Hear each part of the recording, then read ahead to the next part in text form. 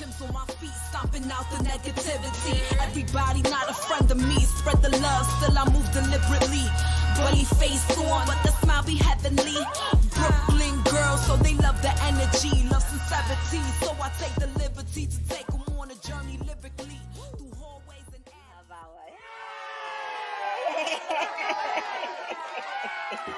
Hey, mama, how you doing today?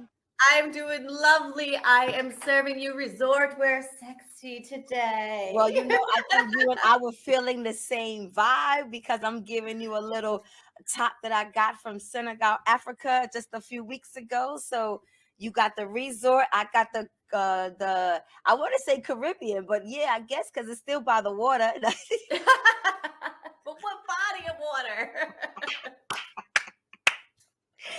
So, hey everyone, welcome to another episode of The Next Chapter where we discuss shades of gray. We are coming to you once again from New York and from Puerto Rico. I am your host, one of your hosts, Minister Cat Kitty Rose, and my co-host, Melissa D. Wait, I had to figure out which way to go with the arrows. Yes. And we have had a ball connecting with each other in this next chapter of our life. So what is the topic of this week? What are we going to talk about? And we decided to talk about the importance of travel. Yeah, man. I know for me in the next chapter of my life right now, you know, I did a lot of traveling last year, actually the most traveling I've done in my 47 years thus far, which is kind of sad. But was also exciting because I did not have a lot of money last year. I didn't work. It was a pandemic. And yet I did the most traveling that I've ever done. And it was very illuminating. And then I met you. Yes, also yes. in my you came travels. down. Almost a year now. I think it was like in August. So yeah. do you find it important to travel? Absolutely. I didn't start traveling until I graduated with my bachelor's. So that was like when I was 22, maybe.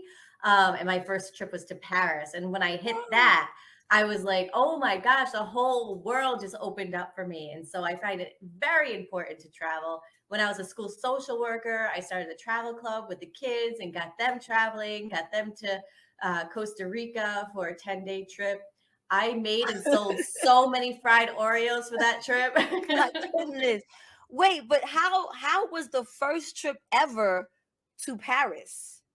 It was so interesting because it was before we really had cell phones, definitely before we had GPS. So you actually had to have a map to figure out where you're going. I can't even think about doing that. Oh, well, I can't even use the GPS on my phone. Wow. Oh my goodness. Yeah. And so then I was with a friend from college and she was like, oh, I want to find the gay center. We did not know any French, and trying to tell people like, where is the gay center with pantomiming, you know. Oh my god. Quite an experience. And then how did the other experience happen with the kids? How did what was the motive? So you got to Paris and you saw that, wow, there's a whole nother world outside of Rhode Island. Okay. Yeah. And then so then after that, I went to Paris, and then I ended up going to the Dominican Republic, and I've been to the DR. I've been to the Philippines. I went to London. So I've been in different areas, and then realizing like all the different things that you learn when you're traveling, opening up to other cultures, realizing like the American way is not the only way. I realized that's what's important for kids to learn. Yeah. That was Costa Rica was closer to Rhode Island. It was a good trip for them because they get to see the animals and experience other cultures, met kids from other schools that were still on the same trip too. So I think it's super important for young adults to travel as well. I know for me, last year, what it did for me was it opened up the opportunity for me to know that it wasn't that expensive to travel. I think that Mm-hmm. that was what bothered me, because I was like, wow, I could have been doing this. You know what I mean? And it kind of sucked that it took me this long to find out that it was affordable. And I actually had a friend of mine a few years ago that used to say, yo, she just needed a backpack and, you know, a couple of dollars and she was good. And I knew that and I believed it, but I still didn't connect the dots. And I Mm-hmm. think that I used having kids as a reason that I couldn't afford it. We can't afford it. You know, I'm doing things with the kids, the expense of the kids. And my first trip last year was with a bunch of freaking parents who had been the same amount of kids I had and who've been traveling with their kids. And they were doing these all inclusive packages. And I was Mm-hmm. like, wait, what? Like, why didn't I hear about this before? And I remember a few years back when I was working in the financial district, I remember like when I used to get driven home from work. And there was a cat that I worked with in the Bronx. So sometimes we would get a car home together. And we had a conversation where he expressed to me that he had never really been out of New York, not New Jersey, not Wow. Connecticut, you know what I'm saying? Like straight up, pretty much not even the Bronx, but definitely not out of New York. And it blew my mind because I was like, wait, what? How is that even possible that someone hasn't been even to New Jersey? And I had said to myself, okay, that's not going to happen to me. You know what I'm saying? I'm going to make sure that I at least get to Atlantic City. You know what I Yeah, mean? Atlantic But City. but I definitely saw last year being very affordable, especially again because it was a pandemic Mm-hmm. and I didn't have any income coming in, but yet I went to and I didn't. My list, I don't even want to say my list because my list ain't compared to yours, and I'm freaking 8 years older than you. since we got a late night show anyway. Yeah. but um but last year alone I went to Mexico. I ran away to Cali. I ran away to DC. I went to Puerto Rico. I went to the Virgin Islands, and then my regular routine to South Carolina. And I think that's what's sad, that we actually have a routine in the Black community of traveling by going down south. You Really? know, That's a thing. that's a thing. You know what I'm saying? We feel like, well, we go down south in the summer. You know what I'm saying? That's our traveling. We go to Florida or Miami or go to South Carolina where our people is from, you know. But what I also realized is that when I went to Africa this year, you know, the question a lot came up that we don't see Black people, that there's not a whole lot of traveling amongst Black folks coming back to Africa. Now, So what part of Africa did you go to? Because most people think that Africa is one country and that thank you for everybody in that. Africa looks the same. Thank you for that. So we went to Senegal. I went to Senegal.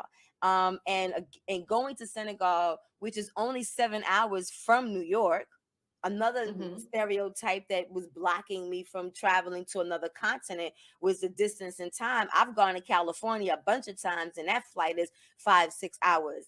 Hmm. But the folks from Senegal, their thing was, oh, we don't see Blacks, we don't see African Americans, we don't see Caribbeans. Now we see a lot of tourists, but they don't look like us. So the Hmm. gentleman that I went with, who we're going to have on today's show, he said to them, well, Black folks do travel. However, we go to the islands. Like I said, we might go down south, and then going down south, we'll go to, Mexico or Jamaica, things of that nature. Now, yes, we will now go to Europe. We'll go to London. We'll go to Paris. But now the new thing is like going to Dubai.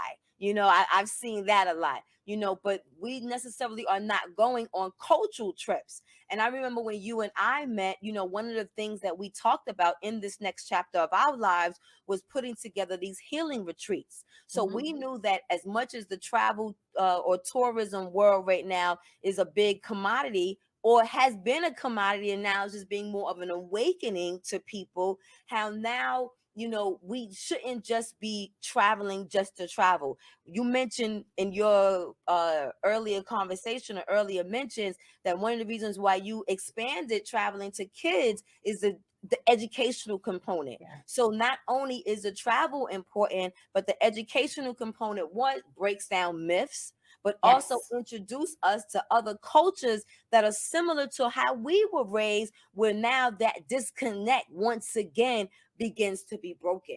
Because we think that we're so different. We think that we're so separate, but not realizing how similar we are in our cultures, in our traditions, in our understanding, and even in our love with each other as a people.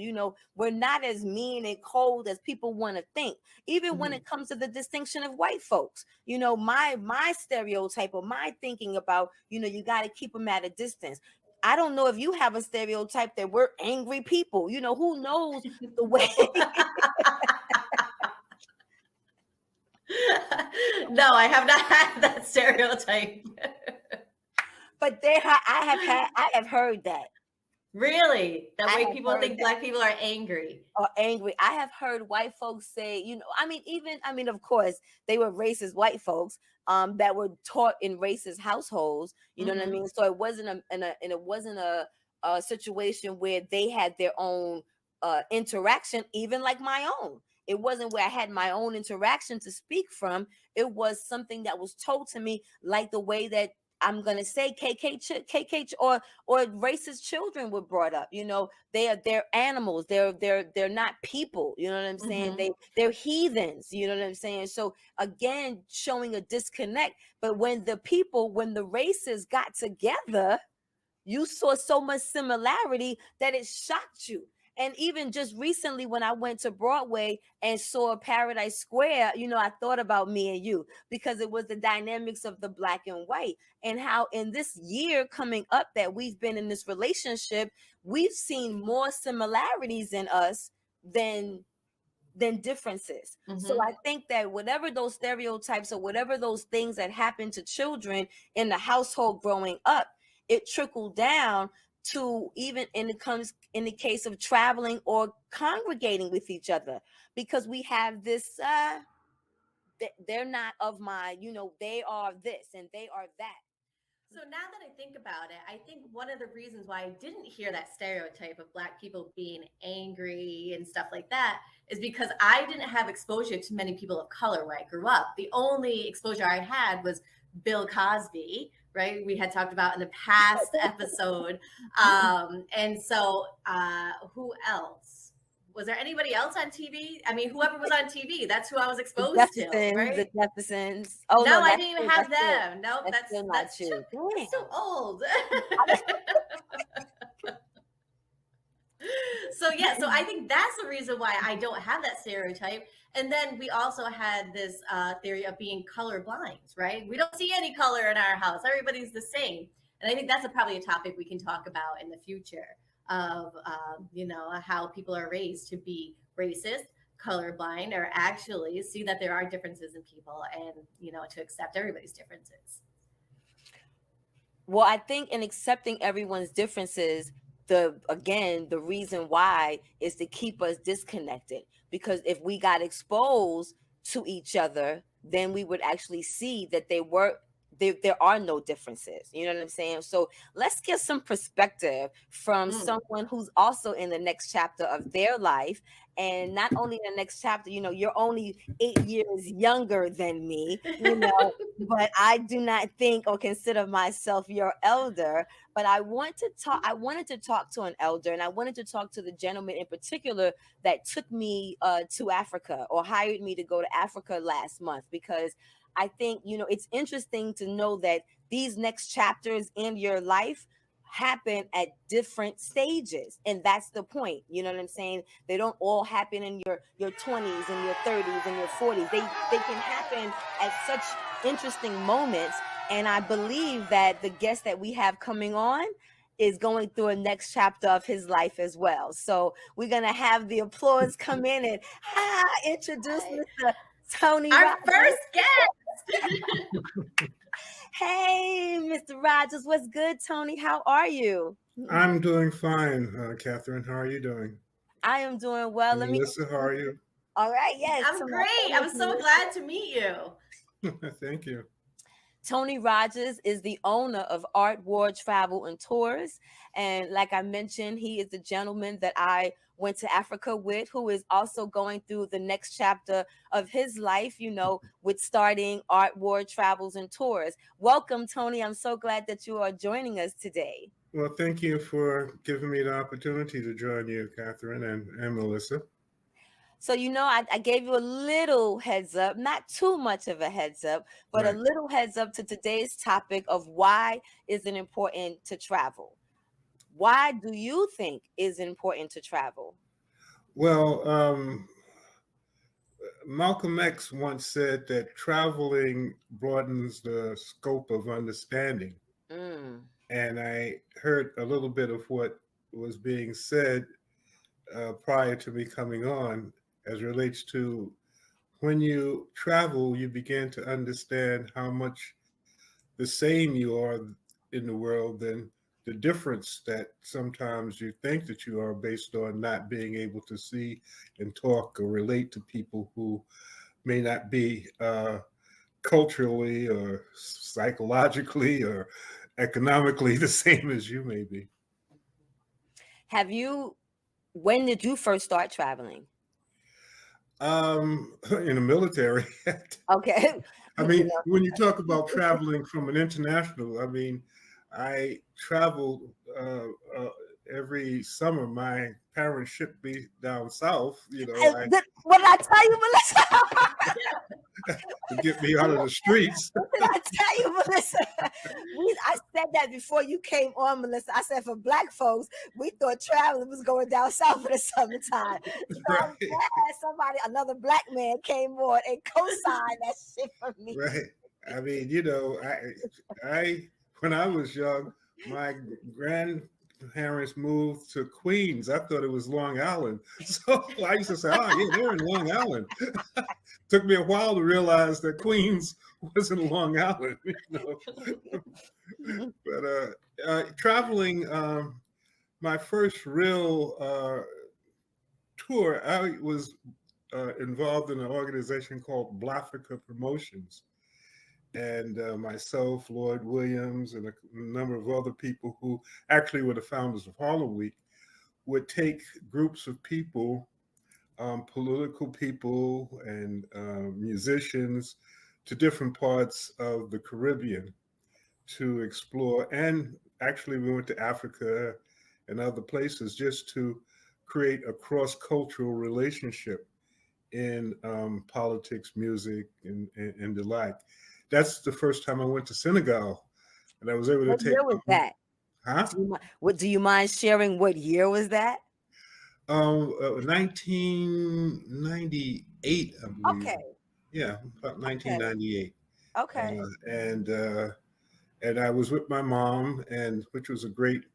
There were two things that made my mom very happy that she thought she would never be able to live to see. One was stepping foot on Africa, and one to see Obama become president. Oh, that's awesome. So, I'm glad that, I miss her, but I'm glad that she didn't have to live through Trump. Don't want to create. I want to be politically correct. I'm just being correct. I mean, we discuss shades of gray on the next chapter. So feel free, my brother. Feel free, Melissa. So with this traveling, so you are now still traveling, and you recently went on a trip with Kitty, right, to Senegal? Yeah, a fam trip.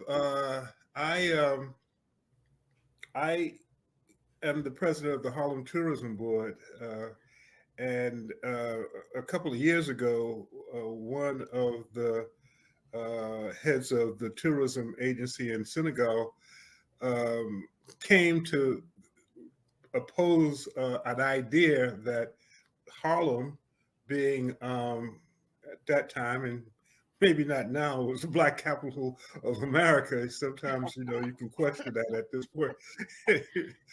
But, and it then and still now had the largest population of Senegalese.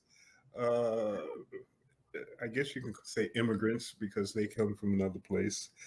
And we had talked backwards and forwards, but then last year, Air Senegal started flying direct from, which is a government-run airline, started flying direct from JFK to Senegal, and that conversation became a lot more focused then, because the idea was to get African Americans and Caribbean Americans to consider going home, going to Africa, which had not been a major factor.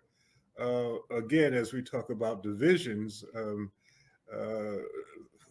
it was 622 years before we started to understand about what we are. Matter of fact, divisions,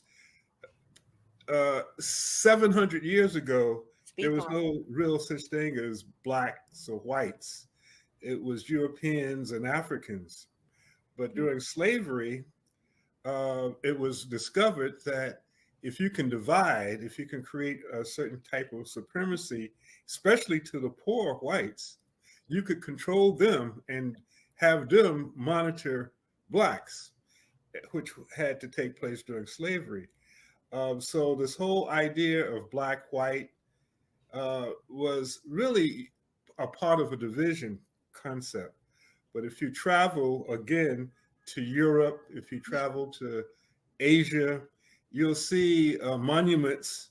I mean, there were black royalty in Europe, because the Moors, invaded Italy, and we're in Europe for many years. So the idea of black and white was just developed as a divisionary concept,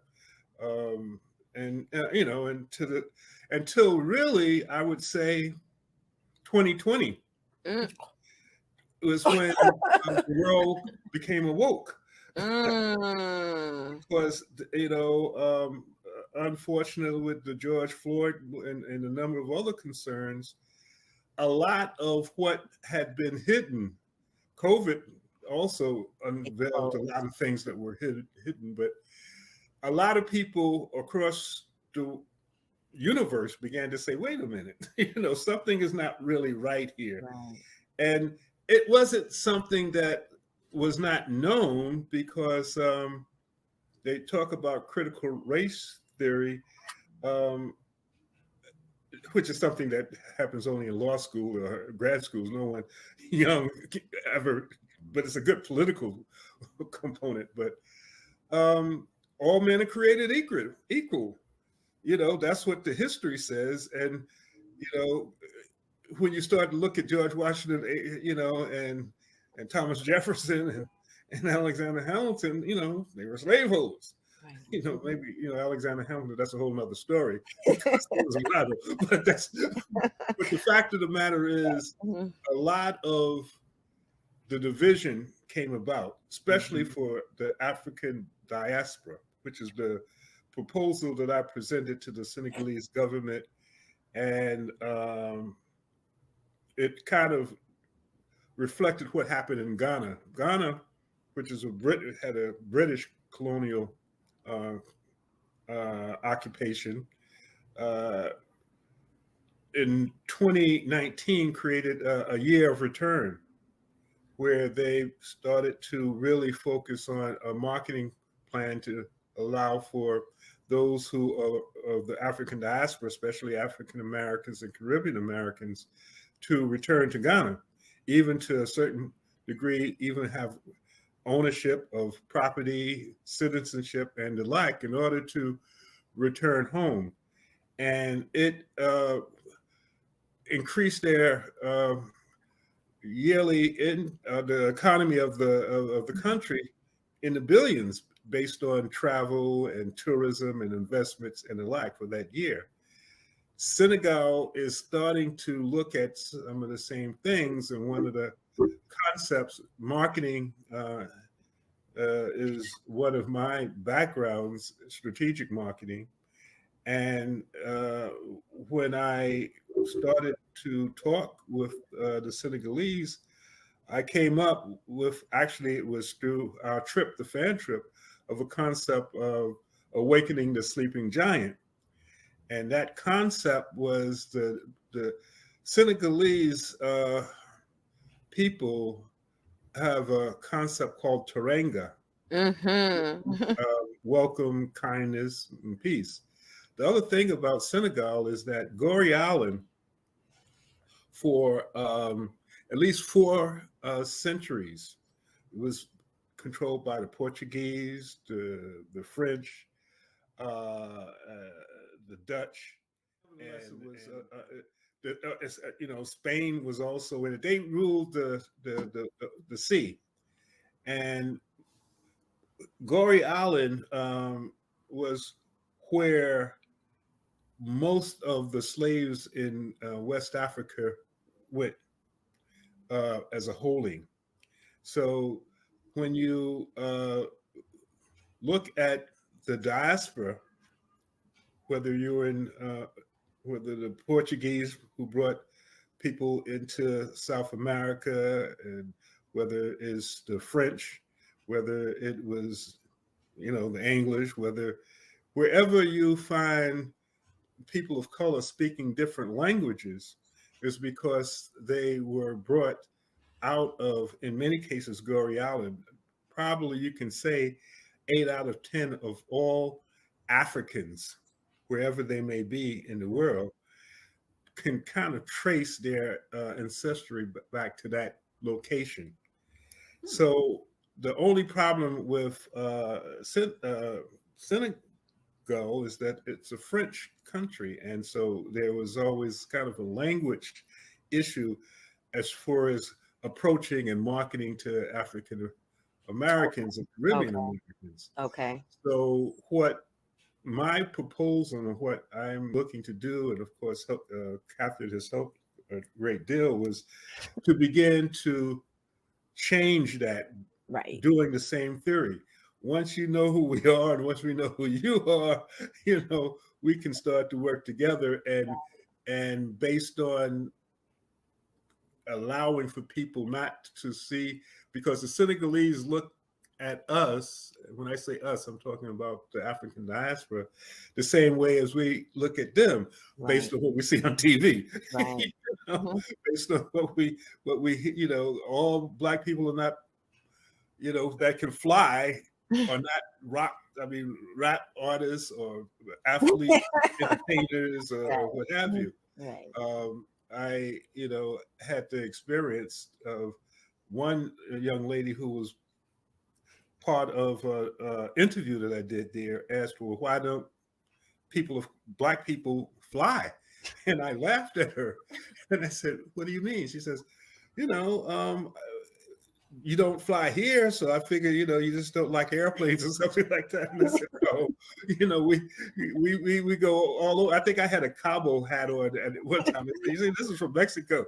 We go all over the place, but it wasn't promoted in a way that allowed for us to understand of the beautiful beaches, and all of the other things that were happening.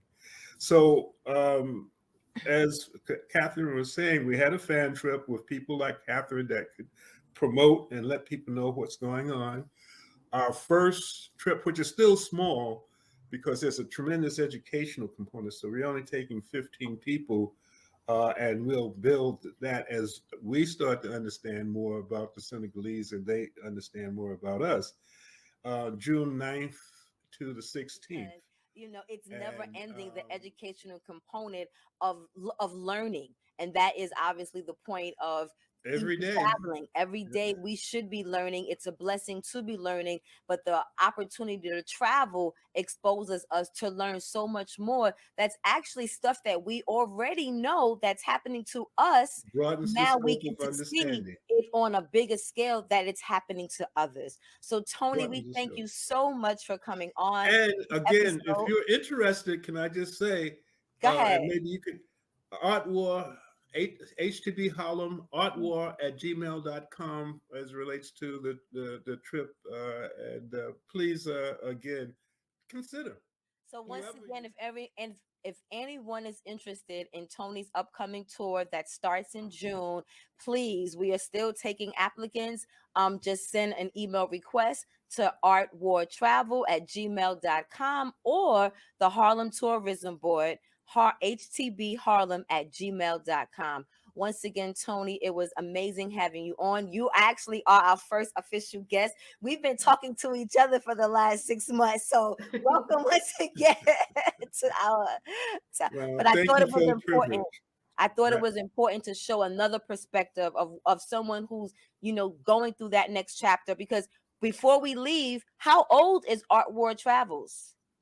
I opened the business in October. Hello. Oh, wow.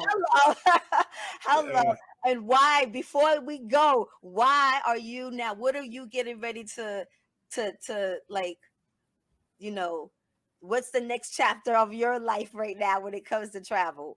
You already mentioned it. We just doing a wrap up. Well, again, Senegal, different locations. Travel broadens the scope of understanding, and you're never, you're as old as you think you are. A lot of people wondered, well, why are you starting a business when most people are retiring? Right. I'm doing that for fun. I'm doing that because that's something that I like to do. Amen. And it's like, your muscles, if you don't use it, you lose it. Exactly. Yes. So I'm not going out the pasture yet. I'm not ready to do that. So amen. So but do something that you love. Amen. So on that note, Tony, we are going to say thank you once again, and we're going to sign you off. Well, okay. Take care. Bye. Thank you. Wow, our first guest. So everyone, thank you once again for joining us. We are at the top of the show. Our favorite, unfavorite part where we're asking all of you to like, share and follow us. Thank you for our underwriters that we will be showing at the end of the show per instructions. But we want you guys to subscribe to our YouTube channels, support the cause, support the revolution, support this connection of cultures coming together, breaking the stereotypes that we are separate when we are really the same. Did I lose Melissa again? Did she freeze? No, she did. No, I'm just intently listening.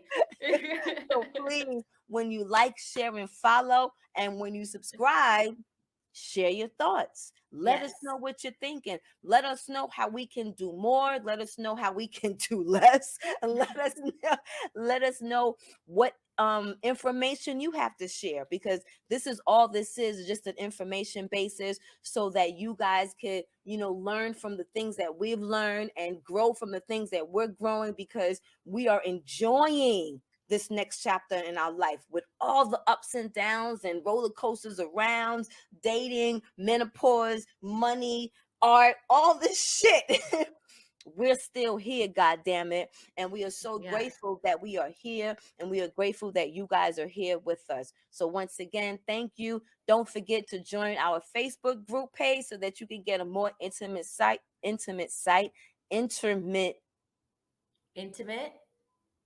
There was a word. Insight.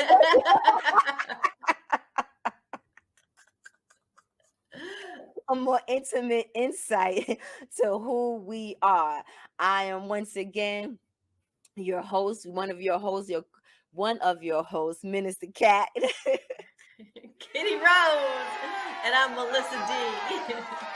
And we are the next chapter where we discuss shades of gray. Thank you guys so much for joining us. Until next week. Hey, have a great day. Bye. Our song, our music. Legendary ciphers get the MCs in the jobs. The city never sleeps. Slept from 1 to 5 when COVID hit the block and we had to stay inside. Tough love is all I know, so be gentle. winter with myself. Learn to navigate winters with no coat. If you never been cold, you never been broke. Hustle 24/7 just to stay afloat. So New York, like dollar pizza in the cold. What shit? That real life break from the heart of the city is as hard as it gets. Cause that New York shit, that real life break from the heart of the city is as hard as it gets. Cause that New York shit, that real life grip from the heart of the city